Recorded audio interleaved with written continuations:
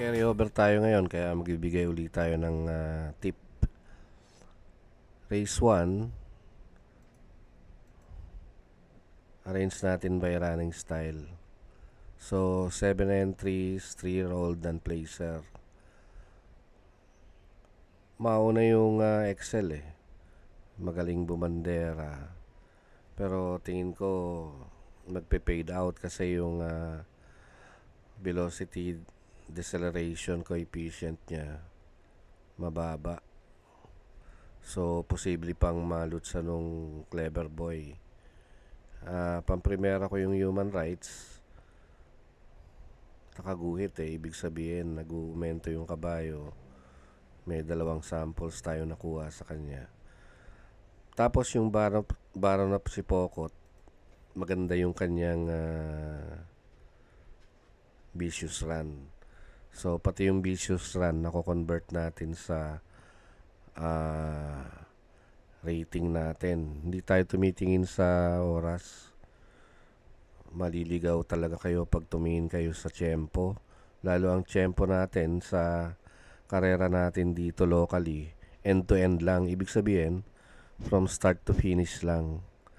So, rating parate kasi yung rating natin base yan sa 3 segments. So, hinahati natin yung distansya. Kung 1-2 yan, hinahati natin for every 400 meters. So, pang primero ko actually dito kahit mabigat yung timbang yung 5 kasi maganda talaga yung vicious run niya. Wag lang mabicious ulit. Panigunda ko yung numero 2. Race number 2, maiden race ulit. Actually ito yung isa sa pinakamahirap na karera ngayong araw. Mapapansin nyo nakaputi yung running style kasi maiden nga. Hindi pa tayo sigurado kung yan talaga yung mga running style nila. Yung marami lang na tinakbo ang naka-green, ibig sabihin na confirm na natin yan na stalker talaga. 3 pipiliin ko dito dahil mahirap nga siya. Pag in-arrange natin by running style, matulin yung apple catcher. Tapos yung pace rating niya mataas din. Posibleng mag-collapse pero matindi yung bandera. Kaya pang primera ko yung numero 8. Ngayon hahanap tayo ng isang stable sa pananakbo na merong staying power. Kung bandera ka yung BEI, velocity efficiency yan. So yung Milaso pwedeng makasunod o sumabay pero tatagal. Tapos meron pa siyang finishing kick. So panigunda ko yan.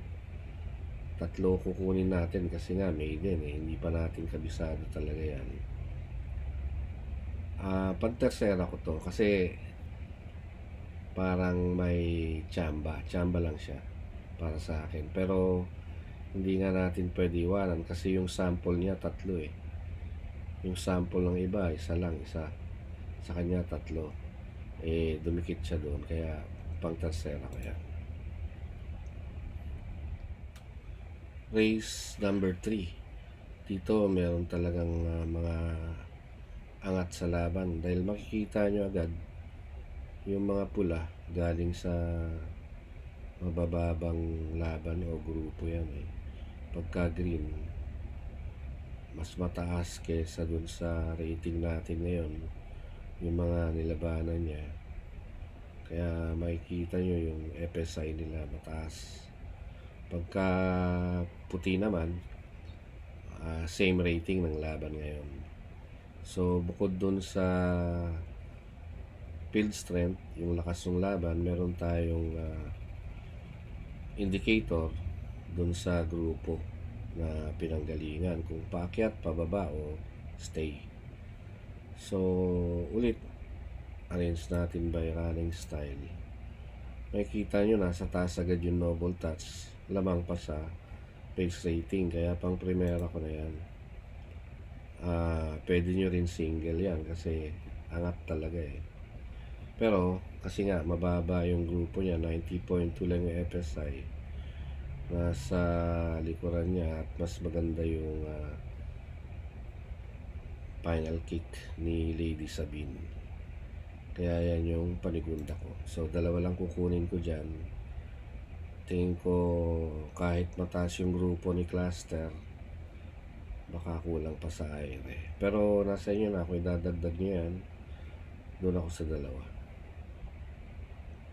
Race 4. Palagay ko ngayong araw na to, mga 5 karera lang mabibigay nating merong tip kasi busy tayo talaga sa paggawa ng programa eh. Yun yung talagang ginagawa natin. Gumagawa tayo ng mga race cards para matuto naman o magkaroon ng tools yung mga mananaya na pang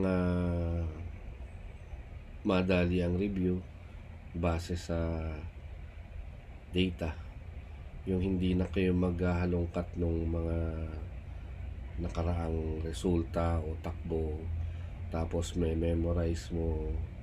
Mahirap po yung ganun eh. Kaya binibigay natin, nasa harap nyo na yung data, may suggestion niya, may tip din. Meron pa tayong group chat.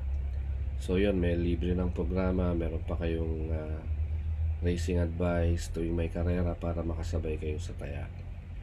Kaya pagpamahin nyo, baka hanggang 5 karera lang, although meron tayong 9 na karera ngayon. Dito arrange natin by running style itong race number 4.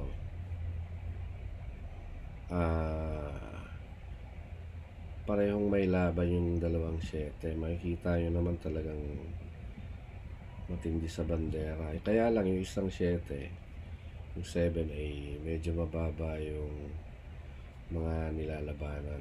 So i-expect ko, pero mas matatag siya, no? Bandera yung dalawa na yan. Kaya ika-cancel out ko na yung ibang bandera, pero ito kasi mataas din yung grupo. Kaya naman niyang sumabay.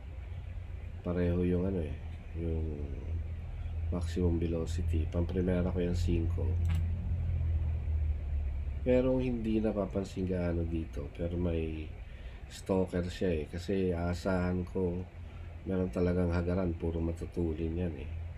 Panigunda ko yung 2, Calendar Girl. Pantersera ko na rin yung 2-7. Hindi pwedeng iwanan yan eh. Kasi nasa harap. So yan, 3 ako dyan. Susunod natin race 8 na. Race 5. 8 entries. Puro de bandera yung entries natin dito. Isa lang ang stalker. Pero kalahati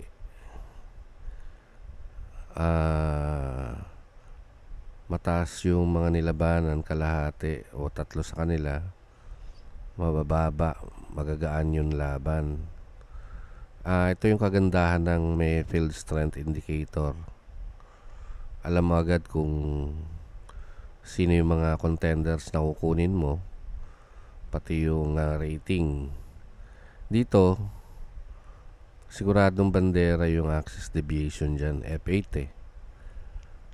Tsaka kahit mababa yung grupo niya, nakakabandera siya lately. Hindi katulad nung Life Gets Better, nandun siya sa harapan pero magagaang na yung, kumbaga mataas na siya dun eh sa mga nilabanan niya, pero hindi makadikit dun sa sa leader, o kaya hindi man lang maka show o place. Ganon din yung Spolarium, di bandera talaga yan. Alam naman natin magandang bumandera yan, pero F5 lang siya dito eh. Tsaka lately ganon din yung mga takbo niya, hindi nakakabandera. Kaya pamprimera ko na dito yung Gintong Hari. Pwede ko nang i-single yan kung gusto nyo. Pwede nang pang bunker yan. Baka lang maka-rebound kasi malay natin tinatago lang. Panigunda ko yung Spolarium. Race 6 na tayo. Dito medyo madali lang. Pero tatlo pa rin kukunin ko kasi meron dito parating ano siya labas eh. Tsaka yung dalawang huling takbo niya kahit na mataas yung grupo na nilabanan niya talagang nandun pa rin. Obvious na dito yung dalawang green kasi ito bandera.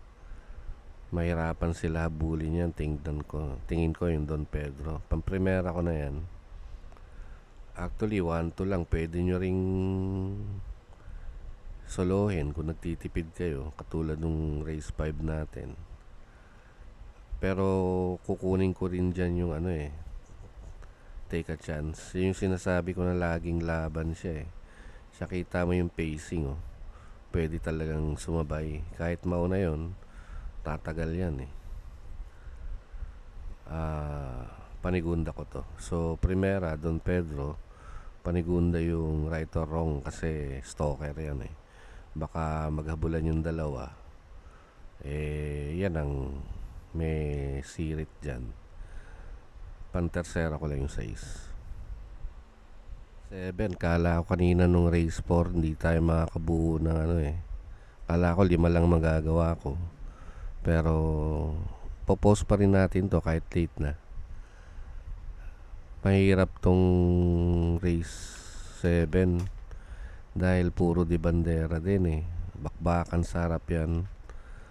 Pero tingin ko matibay dito kahit maglutsahan sila yung Tres Pills de Amor.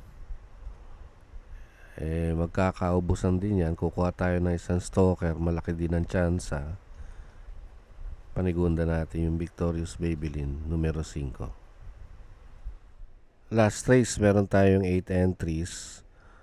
Dito sa race na to kasi paratingan 3 kukunin ko. Kasi may nakita rin akong dihado rito. Mapapansin nyo karamihan 6 sa kanila puro de bandera.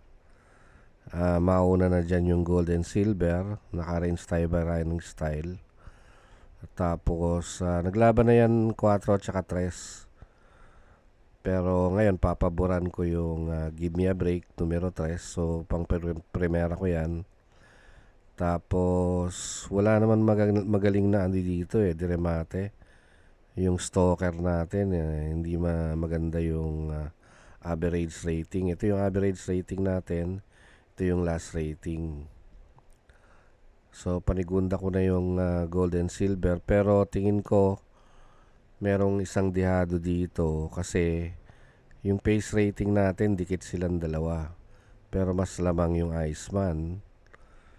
Tsaka madidihado yan kasi yung average rating tsaka last rating niya hindi maganda. Hindi pasado sa average. Kaya hindi makikita ng bayang karerista yan. Pero palagay ko pag nauna yan, pwede makatapos.